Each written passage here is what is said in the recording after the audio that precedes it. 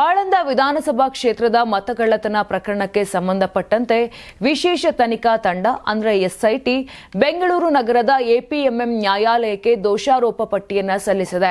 ಸುಮಾರು 22,000 ಪುಟಗಳ ಚಾರ್ಜ್ ಶೀಟ್ನಲ್ಲಿ ಮಾಜಿ ಶಾಸಕ ಸುಭಾಷ್ ಗುತ್ತೇದಾರ್ ಅವರ ಪುತ್ರ ಅರ್ಷಾನಂದ ಸೇರಿದಂತೆ ಒಟ್ಟು 7 ಮಂದಿಯನ್ನ ಆರೋಪಿಗಳಾಗಿ ಹೆಸರಿಸಲಾಗಿದೆ.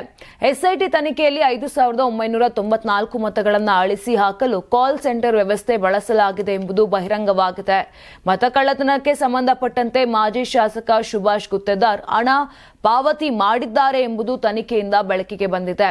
ದಾಳಿ ವೇಳೆ ವಶಪಡಿಸಿಕೊಂಡ ಡಿಜಿಟಲ್ ಸಾಕ್ಷ್ಯಾಧಾರಗಳು ಮತಕಳ್ಳತನದ ಕೃತ್ಯವನ್ನ ದೃಢಪಡಿಸುತ್ತಿದ್ದು, ಈ ಅಕ್ರಮದಲ್ಲಿ ತಂದೆ ಮಗ ಇಬ್ಬರು ಪ್ರಮುಖ ಪಾತ್ರ ವಹಿಸಿದ್ದಾರೆ ಎಂದು ಚಾರ್ಜ್ ಶೀಟ್ನಲ್ಲಿ ಉಲ್ಲೇಖಿಸಲಾಗಿದೆ. ಶಾಸಕ ಬಿಆರ್ ಪಾಟೀಲ್ ಮತಚೋರಿ ಆರೋಪ ಮಾಡಿದ ಹಿನ್ನೆಲೆ ರಾಜ್ಯ ಸರ್ಕಾರ ಬಿಕೆ ಸಿಂಗ್ ನೇತೃತ್ವದಲ್ಲಿ ವಿಶೇಷ ತನಿಖಾ ತಂಡವನ್ನ ರಚಿಸಿತ್ತು.